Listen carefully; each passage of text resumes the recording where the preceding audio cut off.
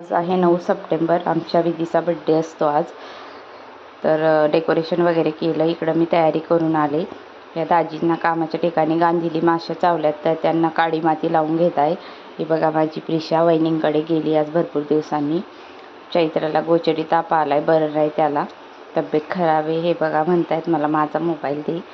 इकडं फरसाण वगैरे तयारी करून घेतली. इकडं चिकन बनवते, फिक्क भात प्रिशासाठी. इकडं ताट बनवून घेतलं आरतीचं. बायका यायला सुरुवात झाली, लहान मुलं यायला सुरुवात झाली. इकडं टी व्हीला मोबाईल कनेक्ट करून घेतला. प्रिशा इथं डान्स करते. प्रिशाचं चालू आहे डान्स पप्पांसोबत. इकडं ऑक्शन करते बहीण. तर विधी ऑक्शन करता करताच पडाली डान्स करण्यासाठी प्रिशासोबत. थोडा डान्स केला, मग परत ऑक्शन करण्यासाठी केली.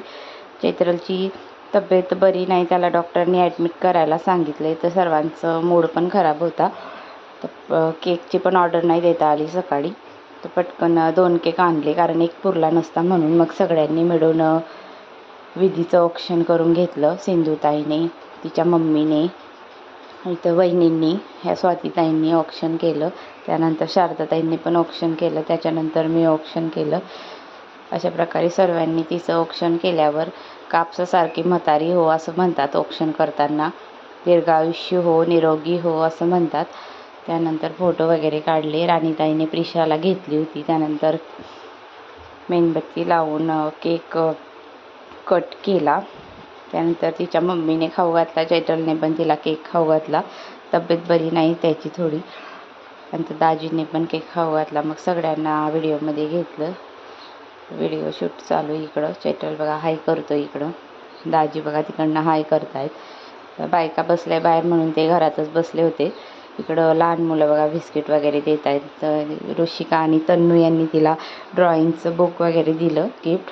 त्यानंतर इकडं लहान मुलांना फरसाण देण्याची तयारी चालू आहे. एक एक करून सर्वांना वहिनींनी फरसाण वाटलं. तिकडं त्या बनवत होत्या, इकडं आम्ही वाटत होतो.